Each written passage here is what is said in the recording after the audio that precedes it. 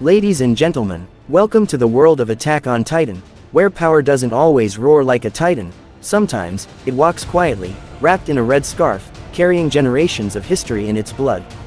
When people talk about Mikasa Ackerman, they usually say one thing first: she's strong. But that word barely scratches the surface. Mikasa's true power isn't just about how fast she moves or how cleanly she takes down titans. Her real power comes from something far deeper: the mysterious and feared Ackerman bloodline. Mikasa Ackerman's true power begins the moment her bloodline awakens, and unlike most anime power-ups, this awakening is not dramatic, flashy, or celebrated. It is born out of pure survival. As a child, Mikasa lives a quiet, peaceful life, completely unaware that she carries one of the most dangerous lineages in the world. That changes instantly when her parents are murdered and she is pushed to the edge of death. In that moment, fear doesn't break her, it triggers something ancient and buried deep inside her. This is the awakening of the Ackerman bloodline, and it is nothing like gaining strength through training or rage. It is instinct taking control. The Ackerman bloodline is unique in Attack on Titan because it operates almost like a genetic memory. When awakened, the body doesn't ask for permission. It moves. It reacts. It knows what to do before the mind can catch up. Mikasa doesn't learn how to fight in that moment, she remembers how. This is what makes the Ackermans terrifying. Their strength is not borrowed or earned over time. It is inherited, dormant, and absolute once unlocked. Mikasa's awakening is silent, fast, and brutally efficient, which perfectly matches her personality throughout the series. What makes this awakening so powerful is that it is tied directly to trauma. In Japanese anime, trauma often leads to emotional breakdowns or revenge arcs, but Mikasa's trauma rewires her entire existence.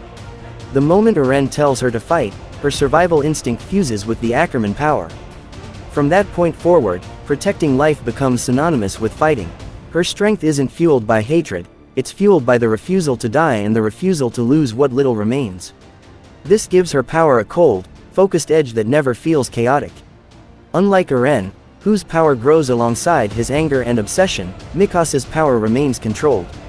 The Ackerman awakening does not remove her humanity, it sharpens it. She feels fear, pain, and grief, but none of it paralyzes her. Instead, it becomes fuel that keeps her alert and responsive. This is why Mikasa is often calm in moments when others panic. Her bloodline is constantly active, keeping her body and mind in a state of readiness. She doesn't freeze under pressure because her instincts already decided the outcome. Another crucial aspect of Mikasa's awakening is that it doesn't demand dominance. The Ackerman bloodline was designed to protect, not rule. Mikasa's power does not push her toward leadership or control. It pushes her toward positioning herself between danger and those she cares about. This is why she naturally becomes a shield in battle, always moving first, always reacting fastest. Her strength exists to intercept destruction, not to chase glory. That purpose is embedded into her blood. This awakening also explains why Mikasa never needs constant validation or recognition. She doesn't question whether she's strong enough. She knows. The Ackerman bloodline removes doubt in combat situations. Once awakened, hesitation disappears. That doesn't make her emotionless, it makes her decisive. In anime terms, this is a rare type of power. Many characters struggle with self-belief even after becoming strong. Mikasa never does, because her strength is not ego-based. It is biological certainty. Most importantly, Mikasa's awakening happens before she understands the world. She grows up already strong, already dangerous, already different. This isolates her emotionally, even when she's surrounded by others. She is not chasing power, she is learning how to live with it. That's what makes her journey so compelling. Her true power isn't unlocked for ambition or revenge. It is unlocked to survive, and once awakened, it never turns off. Mikasa Ackerman's awakening is the foundation of everything she becomes. It is quiet, terrifying, and permanent. And in a world full of titans and godlike abilities, that kind of power, activated by survival and guided by restraint, might be the most dangerous of all. What truly separates Mikasa Ackerman from other powerful characters in Japanese anime is not just the awakening of her bloodline, but how that power functions after it awakens. The Ackerman bloodline does not behave like typical supernatural strength. It does not grow through rage, ambition, or the desire to surpass others. Instead, it operates through absolute synchronization between mind and body. Once awakened, Mikasa's body reacts faster than conscious thought, allowing her to move with near-perfect efficiency in combat. This is why her fighting style looks effortless. She isn't improvising, she's executing instinctual commands embedded deep within her blood. In Attack on Titan, most soldiers rely on training, teamwork, and strategy to survive. Mikasa has all of those, but her true advantage lies in something deeper. The Ackerman Bloodline grants its users the accumulated battle experience of past Ackermans, almost like inherited muscle memory. This is why Mikasa adapts so quickly to any battlefield. Whether she's facing titans, soldiers, or chaos itself, her movements are precise and calculated. She doesn't waste energy, and she doesn't hesitate. In anime storytelling, hesitation is often what leads to death. Mikasa rarely hesitates, not because she lacks emotion, but because her instincts are already one step ahead. Another critical aspect of the Ackerman power is resistance. Ackermans are uniquely resistant to manipulation, memory alteration, and psychological control. This is extremely important in a world where power is often exercised through ideology, fear, and inherited narratives. Mikasa's mind is harder to dominate. She can be influenced emotionally, but she cannot be rewritten. This mental independence explains why she remains grounded even when the truth of the world collapses.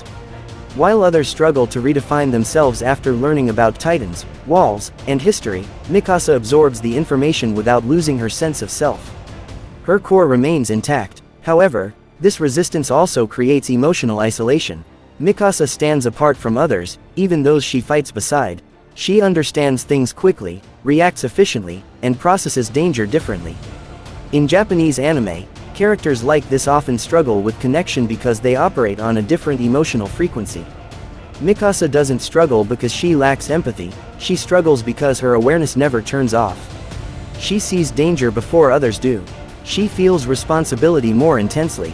The Ackerman bloodline doesn't allow her to be careless, not emotionally, not physically. What makes Mikasa's power especially compelling is that it does not consume her.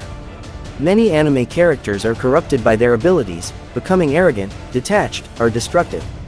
Mikasa's power never overtakes her identity. Instead, it amplifies her discipline. She remains controlled, even restrained, because she understands the consequences of losing control.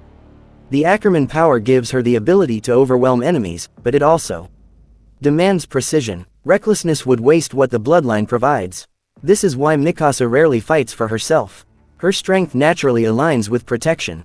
In anime symbolism, this positions her as a guardian rather than a conqueror. She steps forward when others fall back. She intercepts threats before they reach those she values. Her power functions like a shield as much as a blade. This duality is essential to understanding her character. She is deadly, but she is not destructive by nature. There is also a quiet burden attached to this power. Because Mikasa is so capable, she is often expected to carry more than others. She becomes the safety net, the last line of defense. In anime narratives, this often leads to emotional exhaustion, and Mikasa is no exception. She doesn't complain, but the weight is always there. Her power keeps her standing, but it doesn't erase fatigue or grief. Mikasa's Ackerman strength is not about dominance or superiority. It is about readiness, resistance, and responsibility. Her true power lies in the fact that she can endure what others cannot, mentally, physically, and emotionally, without losing herself. And that balance is what makes her one of the most formidable and respected characters in Japanese anime. The most misunderstood part of Mikasa Ackerman's power is not her strength, speed, or combat mastery, it is the emotional engine that drives all of it. In Japanese anime, power is rarely just physical. It is almost always tied to purpose, trauma, and personal bonds. For Mikasa, her strength is deeply rooted in emotional attachment, and that attachment is both her greatest weapon and her heaviest burden. Unlike characters who fight for ideals, glory, or revenge, Mikasa fights to protect what gives her life meaning. This emotional focus sharpens her abilities instead of weakening them. From the moment her Ackerman instincts awaken, Mikasa's sense of purpose becomes crystal clear. Her power responds to emotional clarity. When she knows who she must protect, her movements become faster, her reactions sharper, and her resolve unbreakable. In anime storytelling, this is a recurring theme. Characters become strongest when their hearts stop wavering. Mikasa's loyalty creates that unwavering focus. She does not fight because she enjoys battle, she fights because losing those she loves is unacceptable to her. That mindset removes doubt, and doubt is often the greatest enemy in combat. However, this emotional bond is not portrayed as a simple strength. Attack on Titan treats loyalty as something dangerous when taken to extremes. Mikasa's devotion narrows her world. Her decisions often revolve around a single person, and while this gives her clarity, it also limits her emotional freedom. In many Japanese anime, characters must eventually confront the question of whether devotion defines them or confines them. Mikasa lives inside that tension. Her power grows stronger when her emotions are focused, but her growth as a person requires her to question that focus. Trauma plays a critical role here. Mikasa's loyalty is born from loss, fear, and survival. Her childhood trauma does not fade, it becomes the foundation of her strength. In anime, trauma often manifests as rage or darkness, but Mikasa's trauma manifests as control. She becomes calm under pressure because chaos reminds her of what she once lost. Her emotional restraint is a survival mechanism. Every precise strike, every calculated movement, is a way of maintaining order in a world that once shattered her completely. This emotional restraint is why Mikasa rarely expresses herself verbally. Japanese anime often uses silence to communicate depth, and Mikasa is a master of this narrative language. Her feelings are expressed through action rather than words. When she steps forward, when she positions herself between danger and someone she cares about, she is speaking. Her loyalty is not loud or dramatic, it is constant. And constancy, in anime symbolism, represents unbreakable resolve. Yet, this kind of loyalty comes at a cost. Mikasa struggles with identity because her sense of self is tightly bound to her emotional attachment. Who is she when that bond is threatened? Who does she become if protecting that person means losing herself? These are questions that Japanese anime often uses to challenge emotionally driven characters. Mikasa's journey forces her to confront the idea that strength built on attachment must eventually evolve into strength built on choice. As the story progresses, her power begins to shift. It is no longer fueled only by instinct or trauma, but by conscious decision. This transition is crucial. True maturity in anime characters comes when they choose their path, not because they are bound by fear or obligation, but because they understand the weight of their actions. Mikasa's emotional strength deepens when she realizes that loyalty does not mean blind obedience, it means standing by one's values, even when it hurts. Her emotional power also allows her to endure unbearable pain without breaking. While others collapse under guilt, grief, or confusion, Mikasa keeps moving. Not because she is numb, but because she accepts pain as part of survival. This acceptance is a quiet form of strength often highlighted in Japanese anime. Endurance becomes more powerful than rage. Ultimately, Mikasa's power is emotional mastery. She transforms trauma into discipline, attachment into focus, and love into resolve. Her loyalty does not make her weak, it makes her precise. But the story also teaches that true strength comes when she learns to balance that loyalty with self-awareness. And that evolution is what elevates Mikasa Ackerman from a powerful warrior into a truly profound anime character. From the very first moment Mikasa Ackerman steps onto the battlefield, there's a quiet intensity that separates her from everyone else. She doesn't announce her power with long speeches or dramatic poses. Instead, her strength speaks through action, precise movements, unwavering focus, and an instinct that feels almost supernatural. This is where the true legacy of the Ackerman bloodline fully reveals itself.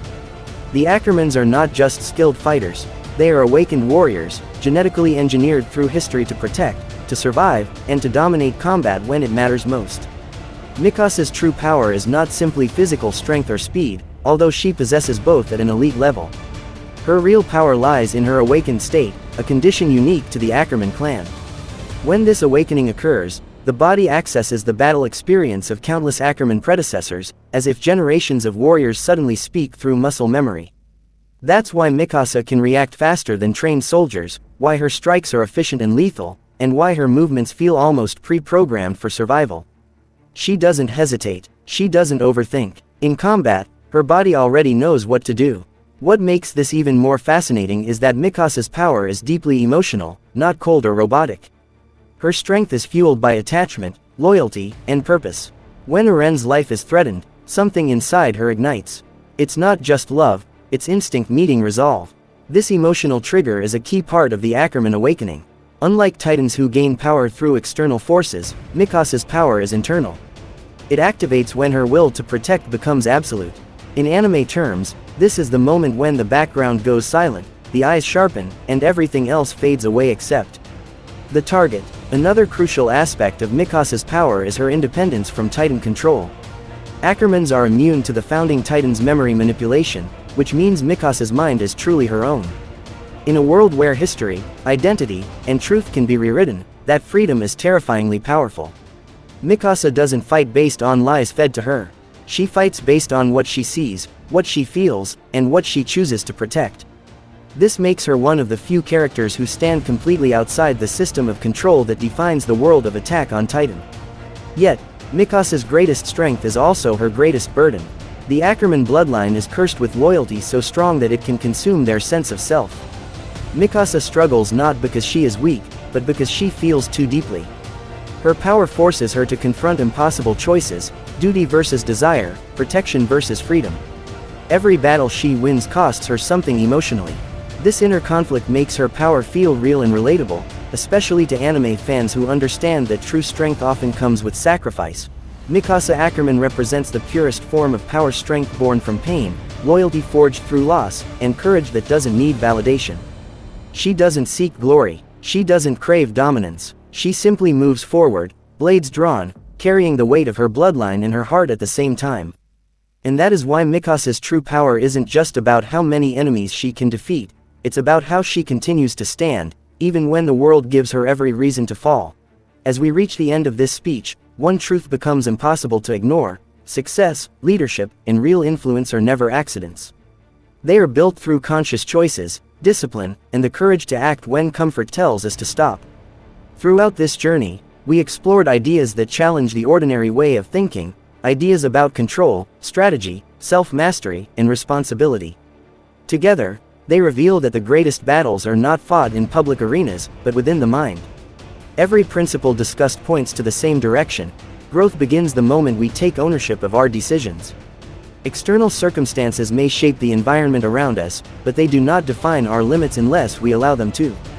Those who rise above mediocrity are not necessarily more talented, they are more aware, more intentional, and more willing to endure discomfort in pursuit of a greater vision. They think long-term, act strategically, and refuse to be ruled by fear, impulse, or emotion. This speech is not merely about knowledge, it is about awakening. Awareness transforms the way we see obstacles, people, and ourselves. It teaches us to pause instead of react, to observe instead of complain, and to plan instead of panic. When we apply these principles consistently, we gain something far more valuable than success: control over our direction. And with direction comes confidence, clarity, and quiet strength. Remember, change does not demand dramatic gestures. It begins with small, deliberate actions repeated daily. The discipline to stay silent when emotions push us to speak. The patience to wait when ego demands instant results. The wisdom to move strategically rather than impulsively. These habits compound over time, shaping character, reputation, and destiny. As you step away from this speech, the real work begins. The ideas shared here only matter if they influence how you think, decide, and act when no one is watching. Let them sharpen your awareness, strengthen your resolve, and remind you that true power is internal before it is ever visible to the world. In the end, those who master themselves never fear the world, because they already control the only thing that truly matters.